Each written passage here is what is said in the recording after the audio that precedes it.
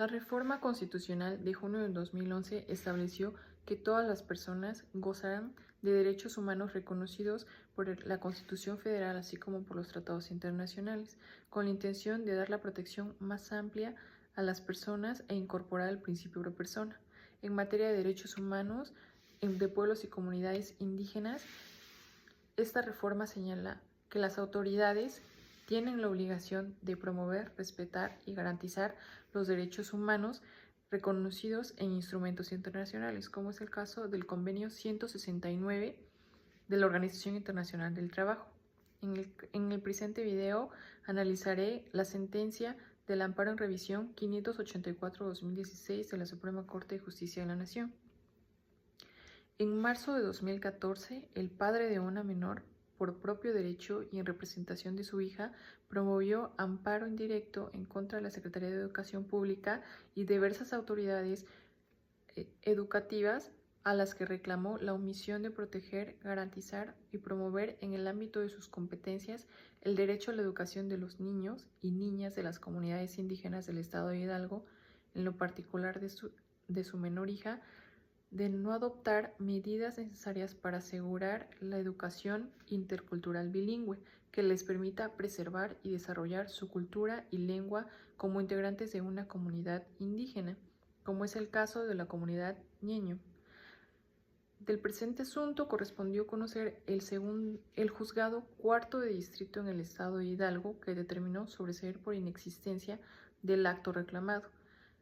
a lo que los recurrentes interpusieron recurso de revisión.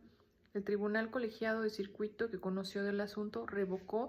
y ordenó la reposición del procedimiento para el dictado de ciertas medidas pertinentes para subsanar dichas observaciones. Seguidos los trámites del juicio, el juzgado de distrito negó el amparo, señalando en esencia que no existió omisión por las autoridades, toda vez que éstas acreditaron que existen programas de estudios, lineamientos y medidas implementadas a fin de proteger y garantizar la diversidad cultural. Nuevamente, la parte quejosa interpone recurso de revisión, por lo que el Tribunal Colegiado, que conoció del asunto, remite los autos a la Suprema Corte de Justicia de la Nación a fin de que ejerza la facultad de atracción, la cual, mediante sesión de 4 de mayo de 2016, determinó ejercer su facultad de atracción para ejercer del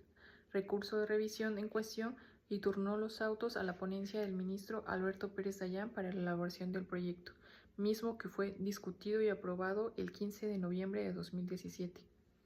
Es importante destacar que al momento de la elaboración del proyecto, la ponencia explica que el asunto se resolverá atendiendo la suplencia de la queja de conformidad con el artículo 79 de la Ley de Amparo, en virtud de que el padre y la menor manifestaron pertenecer a una comunidad indígena.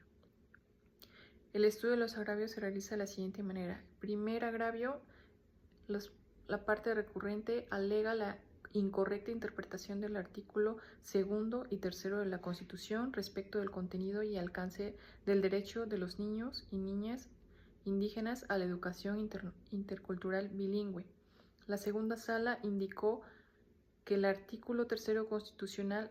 que establece el derecho a la educación y correlativa a la obligación del Estado de proporcionar la educación básica y media superior, destacando que tal educación contribuirá a la mejor convivencia humana y fortalecer aprecio y respeto de diversidad cultural. Y 2, determinar los planes y programas del estudio para toda la República, considerando la opinión de los gobiernos de los estados, así como sectores involucrados, maestros y padres de familia.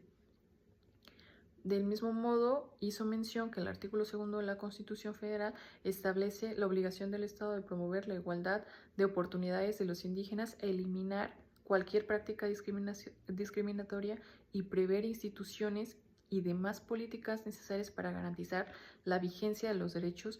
de los indígenas y el apoyo integral de los pueblos y las comunidades. Lo anterior tradujo que el Estado debe garantizar e interpretar los niveles de la escolaridad, favoreciendo la educación bilingüe e intercultural, la alfabetización, la conclusión de la educación básica, definir y desarrollar programas educativos. Así, la Sala refirió que, de acuerdo con lo previsto en la normativa constitucional, convencional y legal, la educación debe buscar la dignidad de la persona, el aprecio y respeto a la diversidad cultural, promover y enriquecer sus lenguas, conocimientos y todos los elementos que constituyan la cultura e identidad de los pueblos y comunidades indígenas. El segundo agravio refirió que las pruebas ofrecidas por las autoridades responsables no fueron idóneas ni suficientes para acreditar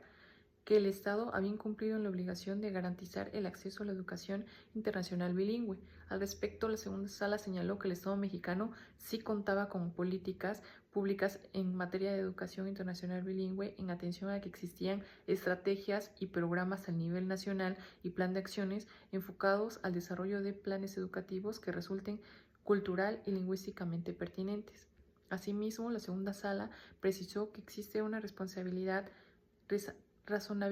entre el tiempo transcurrido desde que se llevó a cabo la reforma constitucional en materia de derechos y cultura indígenas y la estrategia desplegada, en virtud de que se trataba de un plan que requería diversa coordinación de varios elementos, tales como el despliegue de infraestructura, el trabajo conjunto entre autoridades y la designación de recurso económico.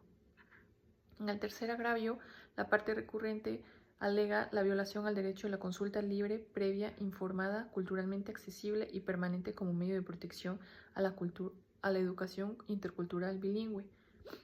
A fin de dar respuesta a dicho agravio, se destacó que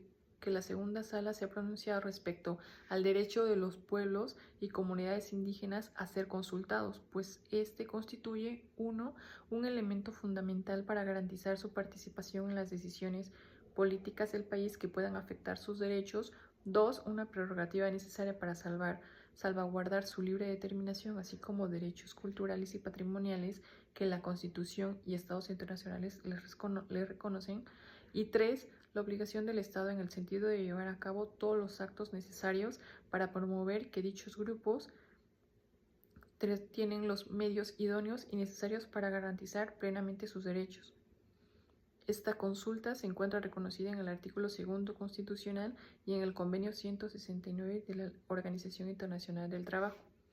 De esta manera, la segunda sala señaló que, de acuerdo con la normativa de la materia, efecto de cumplir con la obligación de elaborar planes y programas de estudio para la educación básica, la Secretaría de Educación Pública del Gobierno Federal debe considerar la opinión de las autoridades educativas locales para proponer contenidos regionales y enriquecer estos planes y programas de estudio, además de consultar a las comunidades y pueblos indígenas. Esta consulta debe reunir las siguientes características: libre, previa, informada, culturalmente accesible y permanente.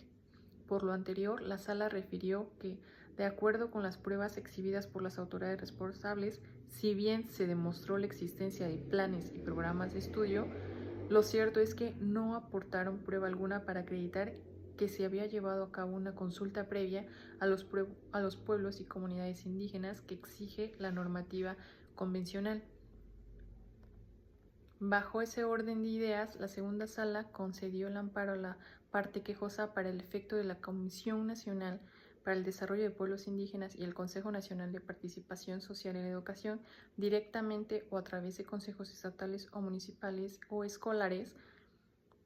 llevaran a cabo la consulta libre, previa, informada, culturalmente accesible y permanente a la comunidad indígena a la que pertenecen los recurrentes, con la finalidad de que las autoridades, en el ámbito de sus competencias, consideren los resultados de dicha consulta para elaboración, revisión y actualización de los planes y programas de dicho estudio para la educación básica. Respecto a las técnicas argumentativas, en el presente caso se analizan las siguientes. 1. Interpretación declarativa. Este tipo de interpretación se refiere al sentido o alcance de las palabras empleadas por el legislador sin restringirlo o extenderlo. También es conocida como interpretación literal, pues es el significado inmediato de la ley. En ella se mantiene un cierto rigor de literalidad de las palabras. En este caso, la sala partió del contenido de las normas que empleó para el desarrollo del tema, llevando así una interpretación literal que tanto el juez como el máximo tribunal implementaron en el marco normativo del presente caso. Asimismo, en el proyecto se observa la citación de que el Estado mexicano sí había garantizado el núcleo esencial del derecho de acceso a la educación intercultural bilingüe, toda vez que existía legislación y mecanismos que así lo establecían. Y 3. Interpretación sistemática. Es la interpretación que se deduce el significado de una disposición que coloca del sistema al derecho, pues ese en el caso, la segunda sala analizó la Ley General de Educación, así como la Ley General de Educación para el Estado de Hidalgo, la Ley General de los Derechos Lingüísticos de los Pueblos Indígenas, que conjuntamente se llevaron a un estudio de los contenidos para la resolución del caso, así como la interpretación conforme a la normativa internacional. Este modelo de interpretación obliga a las autoridades a interpretar las normas, incluyendo la Constitución y tratados internacionales, de manera que se garantice una mayor protección del posible de los derechos humanos, en este caso buscando armonía del derecho interno con el derecho internacional. Al realizar el estudio del acto reclamado por la parte promovente, la segunda sala realizó una interpretación conforme con el protocolo adicional a la Convención Americana en materia de derechos económicos, sociales y culturales, el Convenio 169 de la Organización Internacional del Trabajo y la Convención sobre los Derechos del Niño, ya que todas ellas, con relación al derecho a la educación y consulta previa a las personas y comunidades indígenas, llevarán a cabo la elaboración, revisión y actualización de los planes y programas de estudio para la educación básica. Algunas de las conclusiones son que las